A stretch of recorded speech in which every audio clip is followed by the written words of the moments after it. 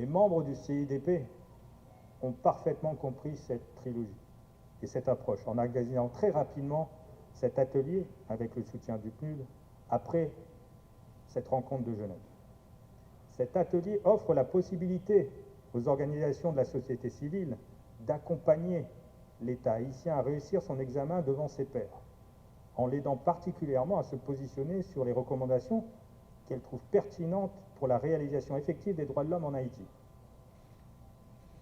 La situation des droits de l'homme que les Haïtiens vivent au quotidien, en particulier dans la zone métropolitaine, est très inquiétante au regard de la montée des attaques menées par les gangs. Kidnapping, exécution, mais aussi utilisation de la violence sexuelle comme un outil pour créer la peur au sein des populations sont rapportés et documentés quotidiennement.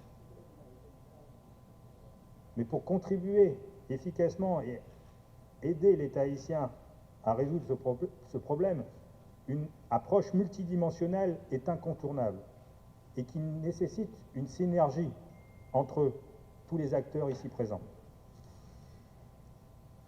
Les autorités policières, judiciaires, mais aussi les services publics de l'État, la société civile, en particulier les organisations de défense des droits de l'homme, l'OPC, peuvent et doivent travailler ensemble.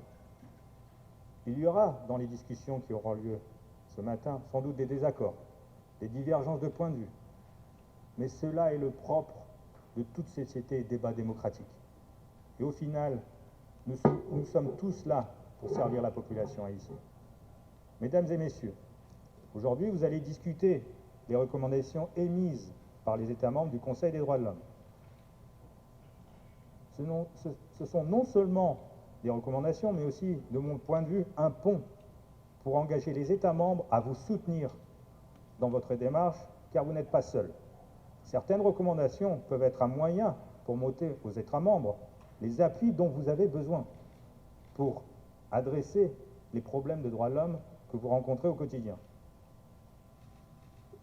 Il n'y a sans doute rien à apprendre à aucun d'entre vous, puisque je demeure convaincu que les idéaux du défenseur public que j'ai toujours été et que je suis encore rejoignent les engagements de cet aéropage de spécialistes des questions découlant de la Déclaration universelle des droits de l'homme et du citoyen.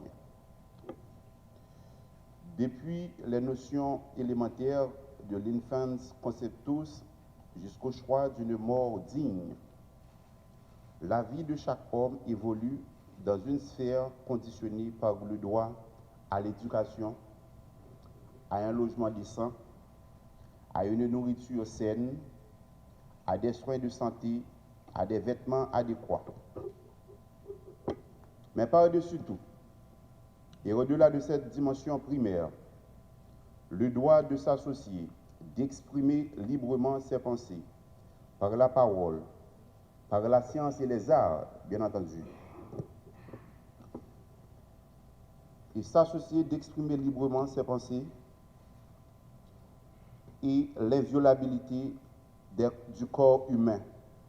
Le droit de choisir sans contrainte et sans interférence ses dirigeants, le droit à un procès équitable, ce que moi-même j'ai eu toujours le temps et la précaution de faire tout le temps, en ma qualité de défenseur public, sont autant de domaines s'étendant le long d'un horizon sans fin.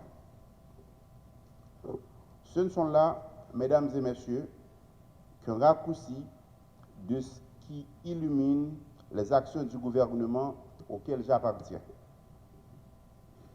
Le Premier ministre Ariel Henry n'a de cesse de rappeler constamment, comme une antienne, à chacun de nous, que le respect de la personne doit être la motivation des actions de chacun de nous. Médecin de formation et militant convaincu des droits de l'homme, le docteur Henry professe avec une conviction sans mesure le sacrement du droit à la vie et au respect des droits de tous les citoyens. Protéger et maintenir la vie ont toujours le leitmotiv de son cheminement politique. C'est là que nos chemins se sont croisés et j'ai marché sur ces plates-bandes. Mesdames et messieurs,